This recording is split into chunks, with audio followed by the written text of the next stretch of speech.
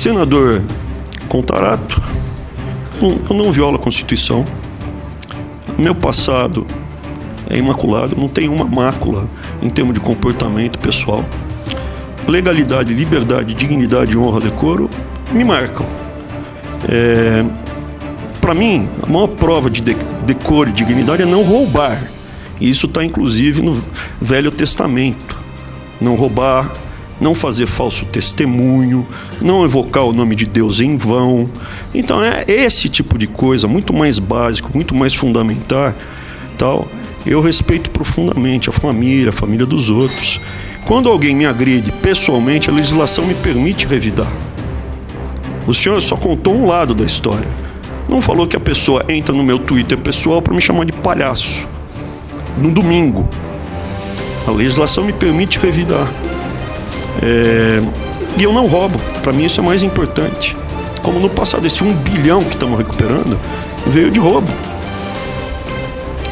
Fala do ministro, crime de injúria. Bom, é a justiça, não falta processo. Vocês estão movendo, não vocês, eu falo amplamente. A oposição tem mexido uma série de processos contra mim. Pela primeira vez na vida eu estou tendo que lidar com essa situação.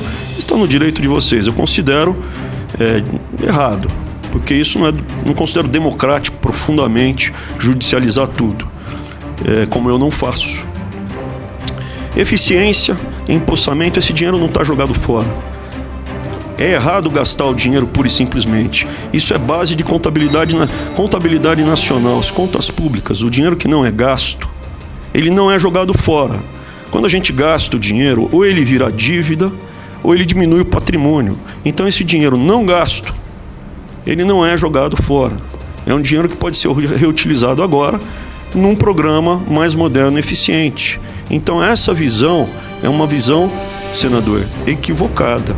O dinheiro não é feito para ser gasto pura e simplesmente, ele tem que ser bem gasto, porque ele vem dos impostos. E assim, muito diretamente, francamente, o que me trouxe aqui foi a destruição do Brasil.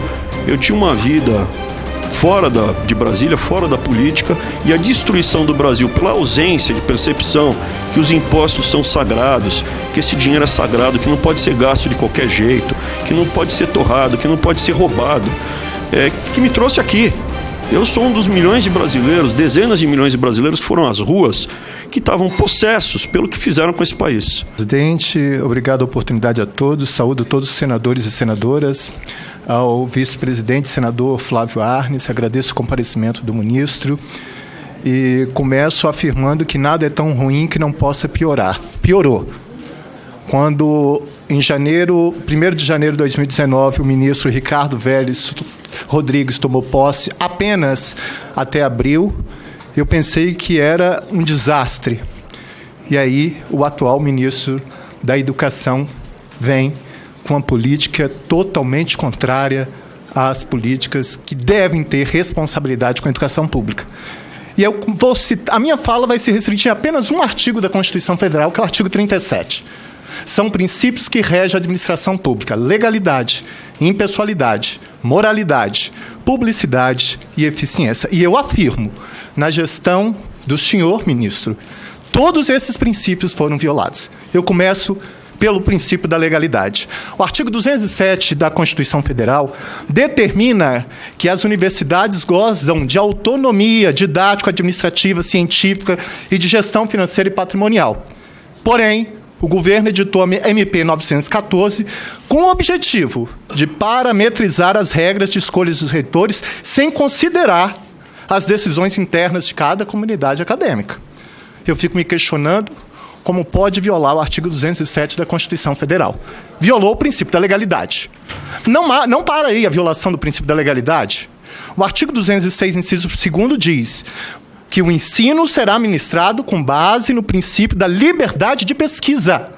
E aí vai além, o artigo 218 da Constituição estabelece no parágrafo 1º que a pesquisa científica básica e tecnológica receberá tratamento prioritário do Estado.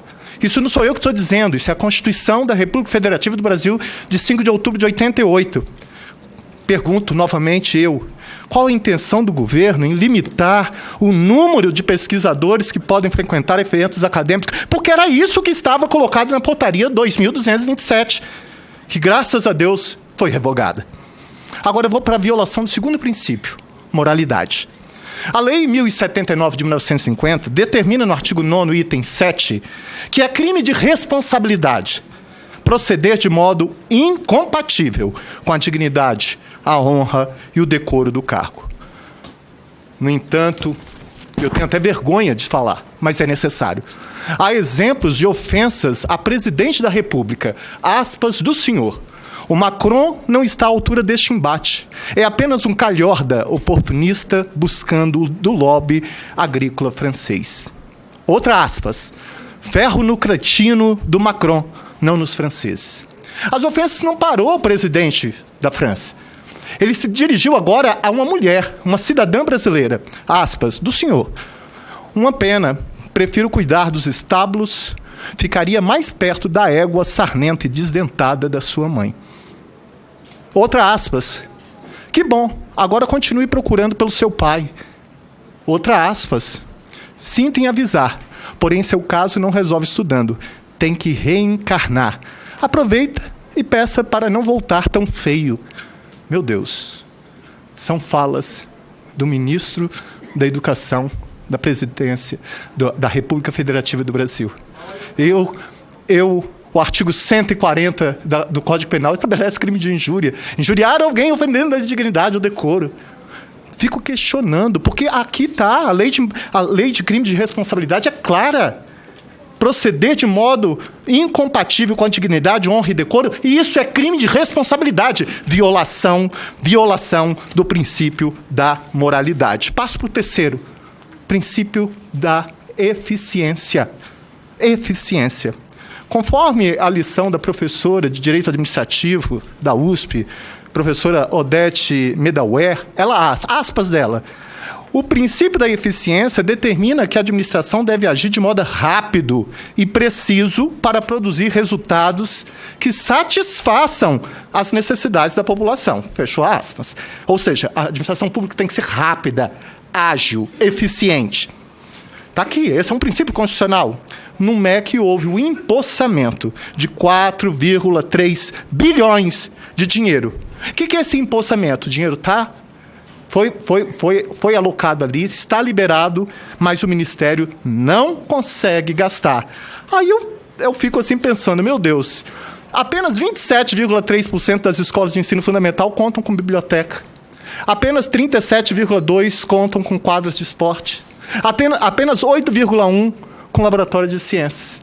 E o MEC não gastou 4,3 bilhões. E não para, esse prejuízo não fica aqui, senhoras e senhores senadores. Porque o orçamento do ano de 2020 é com base no que você gastou no ano anterior. Então, esse ano, na educação, já foi cortado 10 bilhões de reais. Mas todos têm direito à educação pública de qualidade? Essa é uma garantia constitucional prevista no artigo 6º. Então, está aqui. Corte de bolsas de pesquisa de ensino superior foi de 21%, aproximadamente 600 milhões. A pasta comandada por Vossa Senhoria deixou de utilizar 1 bilhão de reais de recursos recuperados pela Lava Jato. O MEC descontinuou o Pacto Nacional pela Alfabetização na idade certa e atrasa repasse no programa Mais Alfabetização. Apenas 1% das dotações orçamentárias dedicadas ao EJA foram executados.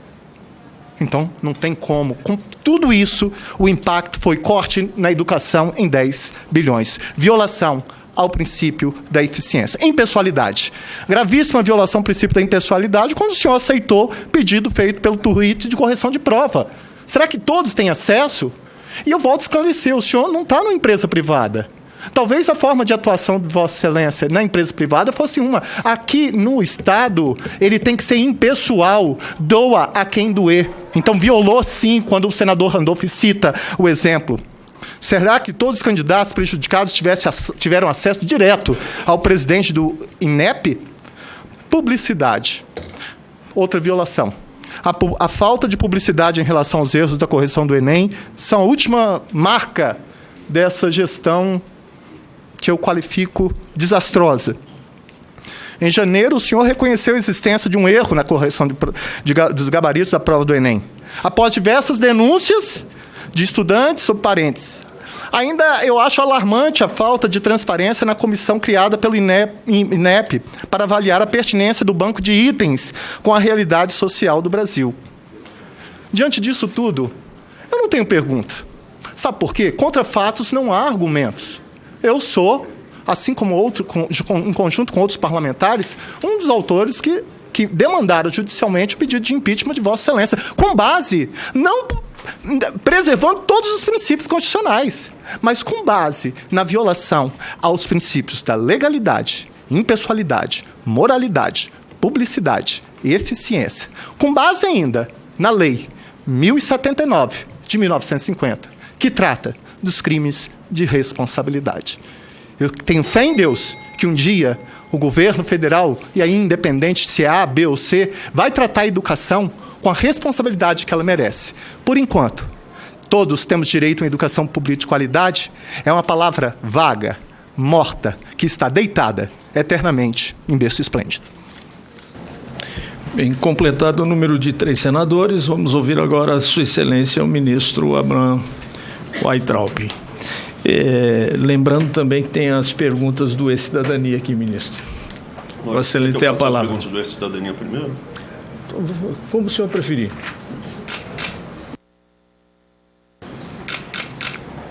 O tempo, a princípio, necessário, mas o compatível... Lógico. A pressa é de Vossa Excelência, porque o ministro, hoje à tarde, ele tem uma agenda de posse do presidente da CAPES. Isso. Então, às 2 horas eu tenho que sair antes das 2, porque às 2 horas eu posso. De certa forma, agilizar o nosso trabalho. Lógico que eu vou ser rápido. Senhora Olga Skroski, Paraná, qual a percentagem de problemas desse certame do Enem? No caso, foi 0,15% das pessoas que fizeram a prova que a gente corrigiu antes da abertura do SISU. Então, o impacto foi 0. Então, de fato, erro. Teve uma aluna também que a gente pegou no Twitter, que era a Rebeca, que tinham 2 Rebecas na sala, tocou o celular de uma e tiraram a prova da outra Rebeca. Isso também via Twitter a gente conseguiu consertar. Foi graças ao Twitter que a gente descobriu esse problema e a gente tomou conhecimento. Rael Miranda, Tocantins, o que está acontecendo com os responsáveis que cometeram um erro e prejudicaram vários alunos? A gente tomou todas as medidas legais, encaminhamos o PAD contra a gráfica para ver a consequência. Não houve, na minha opinião, quem vai verificar isso é a Justiça. Dolo, não houve intenção de prejudicar, mas se houver algum dano a ser ressarcido, cabe à Justiça decidir. Ninguém deixou de entrar na faculdade por causa, evidentemente, de nada que tenha acontecido nesse último Enem. Adriane Faé, do Paraná. Como ficará a situação dos alunos que saíram sem gabarito da prova e não tiveram como conferir as notas? Nós conferimos as provas de 100% dos 3.900.000 alunos, 4 milhões de alunos que fizeram, nós conferimos e reconferimos todas as notas utilizando os 4 gabaritos existentes. Então, não existe chance de ter acontecido qualquer prejuízo nesse sentido. Stephanie Cordeiro, de Minas Gerais, haverá alguma restituição aos alunos que perderam a oportunidade de ingressarem? Não houve perda de oportunidade de ingressar na universidade. Muito bem. Agradeço as perguntas. Senador Bezerra, agradeço também as suas colocações. De fato, é a 9ª vez que eu estou vindo ao Congresso. Devo ter sido provavelmente o ministro que mais veio, quase 1,5 vezes por mês de Congresso aberto, que eu tenho frequentado. Eu tentei levantar, eu acho que eu sou o ministro que mais vezes veio num período tão curto de tempo na história. Quanto aos novos campi, estruturas, escolas, ônibus, esse investimento está sendo feito, investimento em vários aspectos, de forma mais eficiente, mais barata, é por isso que a gente está conseguindo. Esses 230 milhões que sobraram o ano passado para aumentar instalações e colocar painéis fotovoltaicos é fruto dessa eficiência que a gente está buscando. Os ganhos são expressivos, as reduções de custos são expressivas e elas estão abertas para quem quiser ver. O diploma digital, assim como a carteirinha digital, é o futuro, não tem como escapar disso. Acabou a era do papel, só dificulta, só gera estorvo, só gera prejuízo e beneficia só as pessoas que vivem de fazer carimbo, bater carimbo e lançar. E aumenta, inclusive, a quantidade de fraudes. Então, eu não consigo ver retrocesso, não consigo ver como o Brasil não caminhará para ter o diploma digital e a carteirinha digital.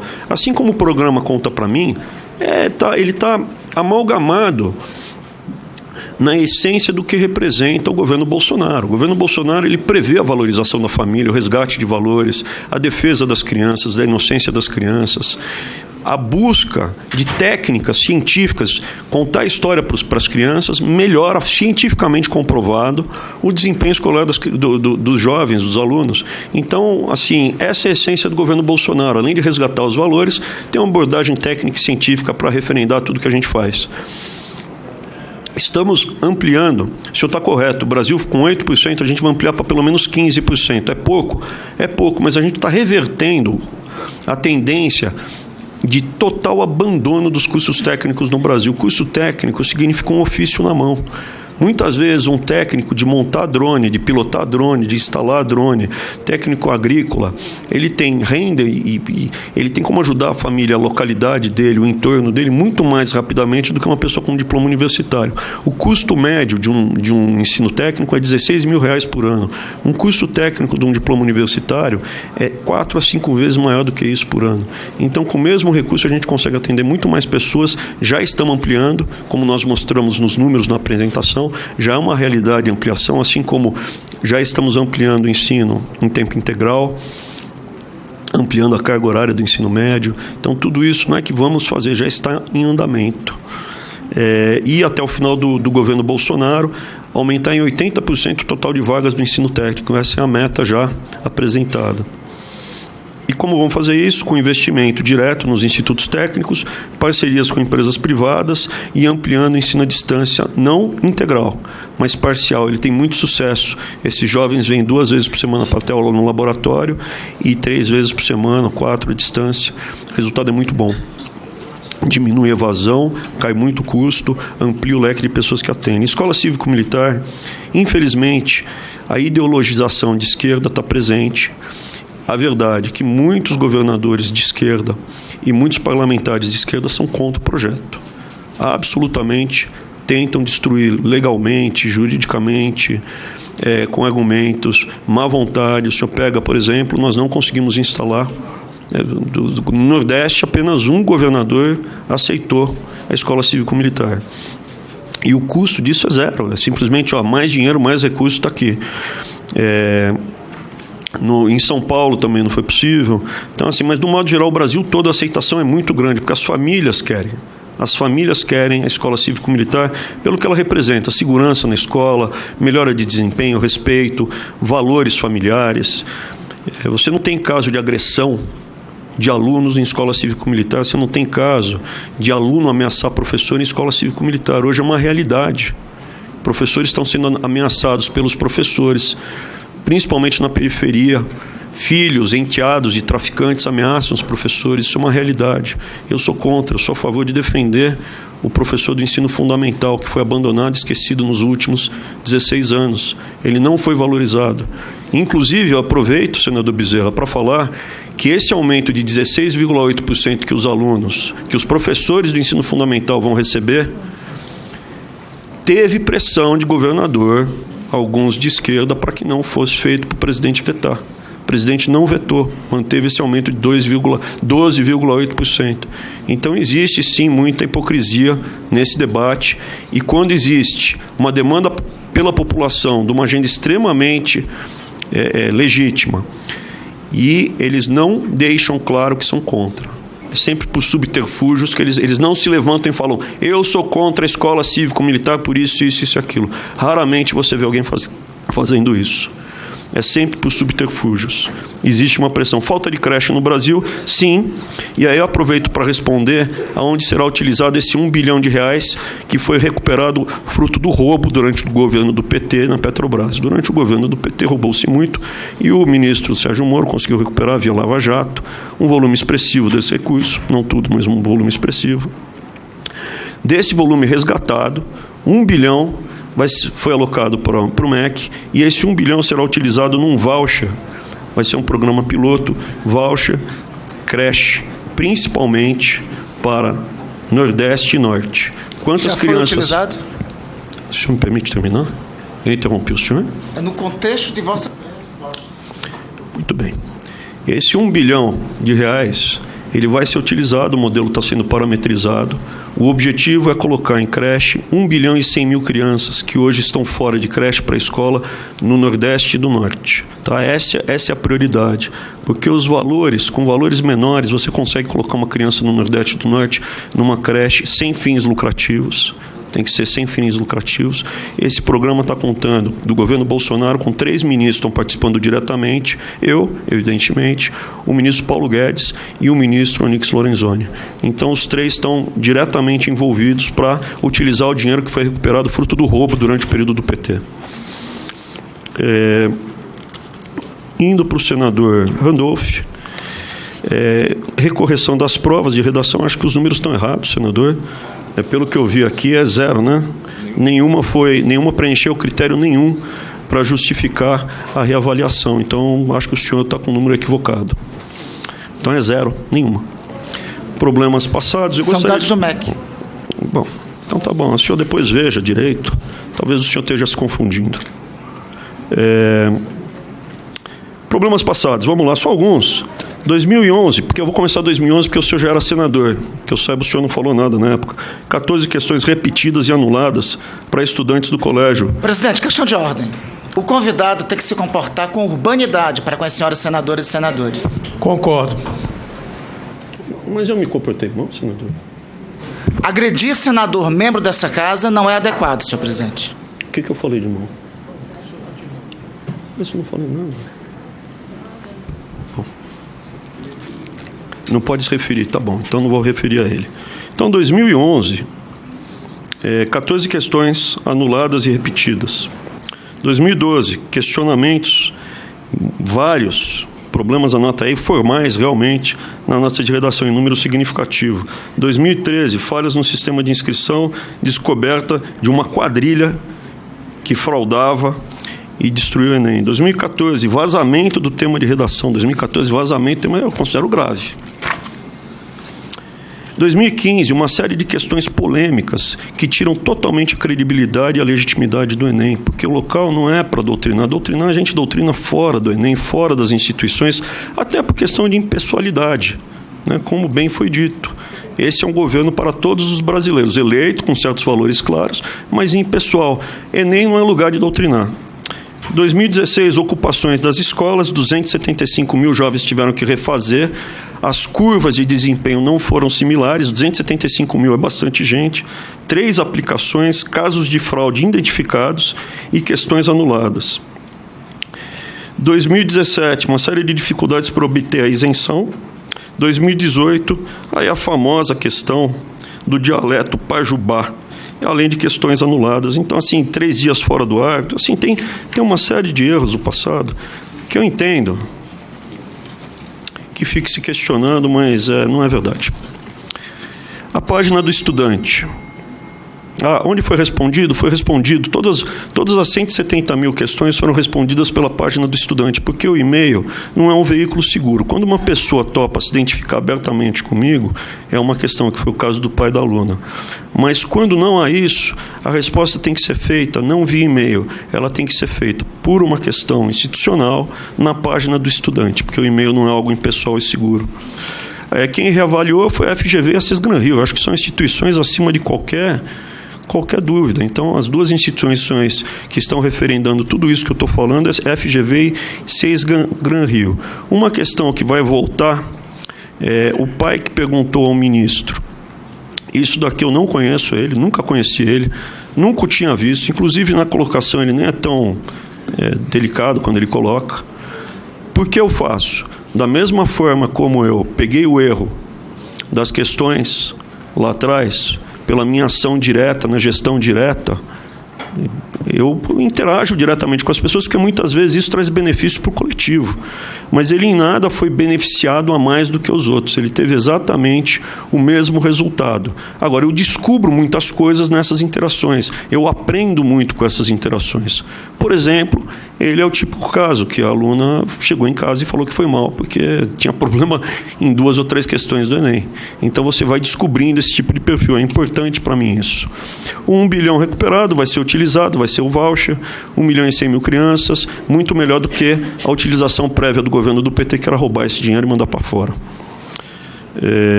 Comissão externa apontou uma série de ineficiências. A comissão externa, desculpa. A comissão externa, olha, assim, eu acho que existe liberdade para as pessoas se reunirem, se manifestarem da forma como quiser. Eu vou responder simplesmente a única questão aqui, que foi da equipe, né, que foi levantada. A comissão aponta várias coisas que não foi empenhado, não foi gasto, mas ela fala muito de equipe. Olha, gestão de equipe, capacidade, instabilidade. Uma das pessoas ali contratou namorado. Eu nunca contratei namorado na equipe do MEC. Então, assim, por si só, isso já basta, que é muito mais eficiente do que eu. A segunda coisa é capacidade, instabilidade. Os números estão públicos. Havia até uma questão que tinha pouca mulher nas secretarias.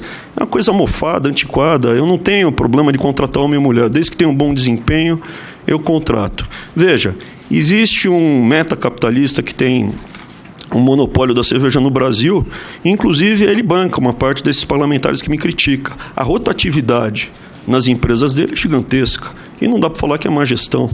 É uma técnica de gestão. A minha técnica de gestão, esse metacapitalista pagou estudos, pagou campanha de muitos dos que me criticam aqui, né? A técnica de gestão está comprovada. Eu dispenso as pessoas que não performam ou as pessoas que têm que sair. Isso é normal, não é defeito. Não existe. Me traz um livro que mostra que é errado. E eu tenho experiência de gestão e nunca contratei nenhum parente, nada envolvimento pessoal, ao contrário de quem me critica. Senador Contarato, eu não violo a Constituição. Meu passado é imaculado, eu não tenho uma mácula em termos de comportamento pessoal. Legalidade, liberdade, dignidade, honra, decoro me marcam. Para mim, a maior prova de decoro e dignidade é não roubar. E isso está, inclusive, no Velho Testamento. Não roubar, não fazer falso testemunho, não evocar o nome de Deus em vão. Então, é esse tipo de coisa, muito mais básico, muito mais fundamental, tal. Eu respeito profundamente a família dos outros. Quando alguém me agride pessoalmente, a legislação me permite revidar. O senhor só contou um lado da história. Não falou que a pessoa entra no meu Twitter pessoal para me chamar de palhaço. No domingo. A legislação me permite revidar. E eu não roubo. Para mim isso é mais importante. Como no passado, esse 1 bilhão que estamos recuperando veio de roubo. Fala do ministro, crime de injúria. Bom, é a justiça. Não falta processo. Vocês estão movendo, não vocês, eu falo amplamente. A oposição tem mexido uma série de processos contra mim. Pela primeira vez na vida eu estou tendo que lidar com essa situação. Está no direito de vocês. Eu considero errado. Porque isso não considero democrático profundamente judicializar tudo, como eu não faço. Eficiência, empossamento, esse dinheiro não está jogado fora. É errado gastar o dinheiro pura e simplesmente. Isso é base de contabilidade nacional, as contas públicas. O dinheiro que não é gasto, ele não é jogado fora. Quando a gente gasta o dinheiro, ou ele vira dívida, ou ele diminui o patrimônio. Então, esse dinheiro não gasto, ele não é jogado fora. É um dinheiro que pode ser reutilizado agora num programa mais moderno e eficiente. Então, essa visão é uma visão, senador, equivocada. O dinheiro não é feito para ser gasto pura e simplesmente. Ele tem que ser bem gasto, porque ele vem dos impostos. E, assim, muito diretamente, francamente, o que me trouxe aqui foi a destruição do Brasil. Eu tinha uma vida fora de Brasília, fora da política, e a destruição do Brasil pela ausência de percepção que os impostos são sagrados, que esse dinheiro é sagrado, que não pode ser gasto de qualquer jeito, que não pode ser torrado, que não pode ser roubado, que me trouxe aqui. Eu sou um dos milhões de brasileiros, dezenas de milhões de brasileiros que foram às ruas, que estavam possessos pelo que fizeram com esse país. Quadro descrito, 1 bilhão utilizado, já respondi. Impessoalidade, eu acho que eu já respondi, eu não conhecia esse pai. E esse processo de interação direta com a população me faz bem até do ponto de vista pessoal, porque é importante essa fleuma que não é natural do brasileiro. Nós brasileiros, nós somos cordiais, cordial do core. Core, a raiz da palavra é core. Core é coração. Cordial é que vem do coração. Nós brasileiros, nós somos descritos sempre como um povo cordial, um povo que se mexe pelo coração. Eu sou fruto da classe média. Eu não sou fruto de uma elite, eu não sou filho de políticos, neto de políticos, sem demérito de quem seja. Isso para mim é um campo novo. E eu quero continuar sendo uma pessoa igual ao que eu sempre fui. Falando como eu falava. Eu sou uma pessoa normal, que come pizza e toma chopp. Eu não mudei os locais que eu frequento, desde que eu me tornei ministro. Então, se o meu jeito causa um certo mal-estar em quem está acostumado com uma fleuma falsa, que não é do brasileiro, eu acho que está do jogo democrático o senhor ir lá, junto com o Frota, né? O senhor foi com o Frota ali. Não sei se ele fez uma avaliação jurídica também do impeachment, para entregar para o STF o meu impeachment. O senhor está no direito do senhor. Não quer dizer que eu ache bom. Eu simplesmente acho que o senhor está no seu direito de falar essas coisas. Publicidade, eu publicizei o erro dos Enems. Saiu de mim. Eu não escondi por 5 minutos. Mais honestidade, transparência e comprometimento me mostra outro. Eu trouxe à tona, eu peguei o erro, eu levei adiante e deixei tudo claro. É isso. Obrigado. Vamos à réplica. Eu consulto o senador Fernando Bezerra se quer replicar. Estou satisfeito.